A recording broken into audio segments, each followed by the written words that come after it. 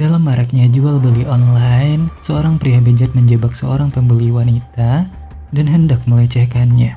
Namun di saat bertemu dengan si pembeli, ia justru bertemu dengan seorang pria yang mengaku sebagai kakak dari wanita yang membeli. Hal itu membuat si penjual kesal dan hampir memukul pembeli itu. Namun laptopnya tetap dibeli dan hal itu akhirnya membuat si penjual senang. Dalam senyum bersama uang yang didapat, si pembeli langsung menikamnya hingga tewas. Ia lalu memfoto semua barang di rumah itu, lalu mempostingnya ke situs jual beli. 我这的样子的动词的go to the rami.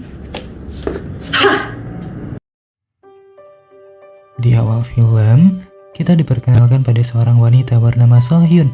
Ia merupakan seorang desainer yang kini sangat risih dengan atasannya bernama Kim, yang tertarik padanya dan selalu mengkritiknya juga mengganggunya. Sohyun juga memiliki seorang sahabat bernama Daeun yang menjadi tempatnya bercerita. Sohyun lalu menceritakan mesin cucinya yang rusak dan Daeun merekomendasikan satu situs jual beli barang murah yang saat ini sedang ramai di pasar online.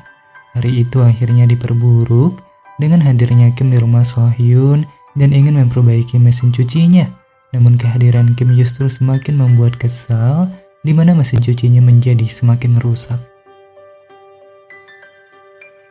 Malam itu, Sohyun menemukan mesin cuci murah yang dijual di situs rekomendasi Daeun tadi siang.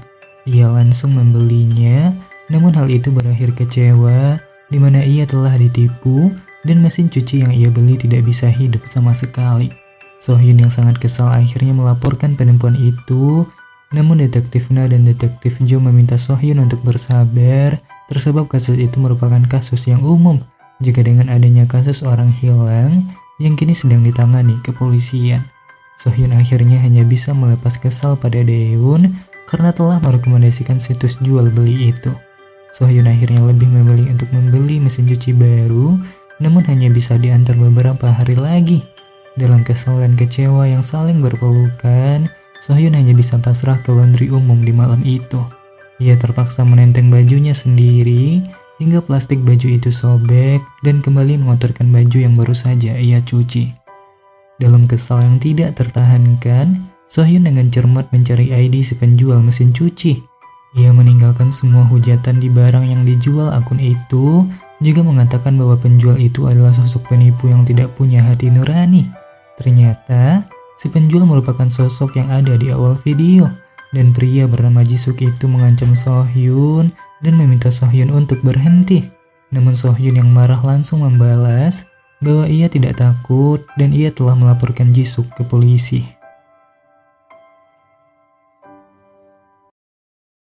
Esoknya, keseharian Sohyun mulai terasa aneh, di mana ia mendapat banyak panggilan yang mengatakan bahwa Sohyun sedang membagikan mesin cuci gratis. Juga banyaknya paket makanan yang dipesan oleh Sohyun. Hal itu membuat Sohyun sangat risih dan ia langsung melaporkan hal itu. Sohyun menambahkan bahwa penipu yang ia laporkan kala itu juga mulai menerornya. Namun detektif meminta Sohyun untuk kembali bersabar dan menunggu kasusnya untuk ditangani. Kala itu, detektif Jo sedang menangani suatu kasus orang hilang bernama Oh. Namun sampai saat ini, ia tak menemukan apapun. Ia akhirnya memutuskan untuk menggubris pengaduan Sohyun dan memeriksa CCTV di sana. Detektif Jo juga tidak melihat keanehan hingga kedatangan orderan makanan yang tidak pernah Sohyun pesan, jelas-jelas adalah suatu teror yang menakutkan. Dengan permohonan Sohyun untuk membantunya yang tengah diteror, juga bukti nyata yang kini dilihatnya, detektif Jo mengatakan bahwa ia akan menangani kasus itu.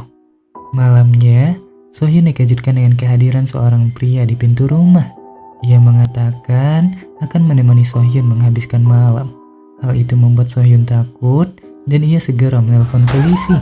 Tiba-tiba ia mendapat pesan dari Jisuk yang mengatakan bahwa ia akan menghentikan terornya jika Sohyun mengiriminya uang sebanyak 5 juta won dalam 5 menit. Namun Sohyun urung melakukan itu hingga 5 menit berlalu. Sohyun kembali dikejutkan dengan kehadiran pria lain yang memaksa masuk. Ia juga mengatakan akan menemani Sohyun malam itu dengan penuh kasih sayang. Beruntung, Detektif Jo datang tepat waktu dan langsung menghajar pria itu. Di saat interogasi, ia mengatakan bahwa ia dibayar oleh seseorang untuk menjadi teman tidur Sohyun di malam itu. Esoknya, Detektif Jo menemukan keanehan tentang kasus teror yang menimpa Sohyun, juga kasus hilangnya Oh yang kini sedang ia selidiki. Bersamaan dengan kedatangan Sohyun yang memohon untuk menangkap si pelaku, Detektif Jo mengajak Sohyun untuk pergi bersamanya memeriksa tempat tinggal Oh. Di saat memeriksa, rumah itu terlihat sudah lama tidak dihuni. Ruangan itu terlihat sangat kosong dan hanya menyisakan satu freezer di sudut ruangan. Keberadaan mayat Oh akhirnya membuat detektif sadar bahwa pelaku pembunuhan Oh adalah orang yang sama yang sekarang tengah meneror Sohyun. Esoknya, detektifnya akhirnya mendapat petunjuk tentang sosok Jisuk dan ia langsung menghubungi Detektif Jo. Namun Detektif Jo yang sedang mengawasi tempat tinggal Sohyun tiba-tiba disergap lalu dibius hingga pingsan. Jisuk lalu pergi ke apartemen Sohyun dan ia bertemu dengan Kim yang sedang menanti kepulangan Sohyun. Kim mencoba mengusir Jisuk, namun Jisuk langsung menikamnya dengan sadis. Sesampainya di apartemen, Sohyun yang tengah berbaring menyadari bahwa ia tengah diawasi. Ia lalu mencari letak CCTV, namun pencarian itu membuatnya juga menemukan Kim yang tengah terkapar tak bernyawa di sudut ruangan. Tiba-tiba Jisuk telah berada di belakangnya, lalu membiusnya. Di sisi lain, Detektif Na akhirnya menemukan Detektif Jo yang tengah pingsan, dan ia segera berlari menyelamatkan Sohyun. Namun Jisuk telah berhasil kabur dan membawa Sohyun bersamanya. Detektif Na tidak menyerah dan ia mengejar Jisuk dengan mobilnya. Hingga dalam aksi kejar-kejaran itu, Detektif Na bersama mobil yang dinaiki Jisuk dan Sohyun mengalami kecelakaan. Setelah itu, Jisuk berhasil kabur dan Detektif Na bersama Sohyun dilarikan ke rumah sakit.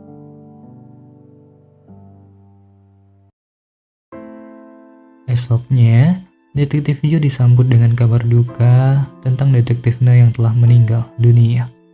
Dalam momen kehilangan itu, Detektif Jo tidak menyerah dan ia meminta Sohyun untuk membantu menangkap Jisuk.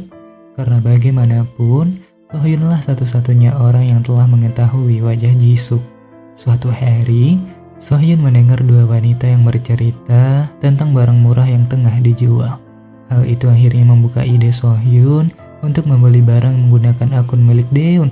Ia akan membeli di banyak akun penjual yang memiliki kesamaan dengan akun saat ia membeli dulu. Sohyun akhirnya membeli banyak barang dan sebisa mungkin menyamarkan wajahnya. Ia akhirnya berhasil menemukan Jisuk dan Jisuk belum menyadari Sohyun kala itu. Sohyun lalu meminta untuk mengecek barang itu di suatu tempat dan waktu luang itu ia gunakan untuk menelpon Detektif Jo. Sohyun lalu mengecek keberadaan Jisuk di luar, namun Jisuk langsung menyergapnya dan membius Sohyun hingga pingsan. Jisuk lalu memeriksa sekitar, melihat adanya kamera atau tidak. Namun Sohyun tiba-tiba telah hilang dan berhasil bebas dari bius itu dengan menyumbat hidungnya sebelum bertemu Jisuk. Detektif Jo akhirnya datang dan terjadilah perkelahian.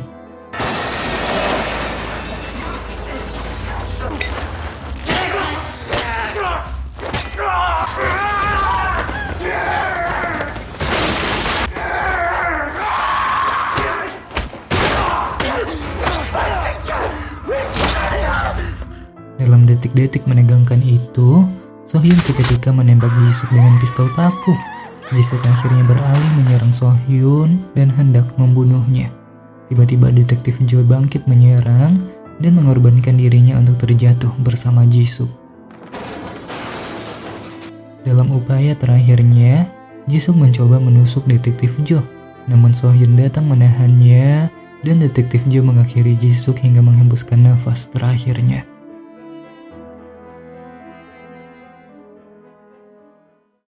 Film ditutup, di mana Sohyun telah mendapatkan kembali hari-harinya tanpa adanya teror mengerikan yang menyiksanya seperti di masa lalu.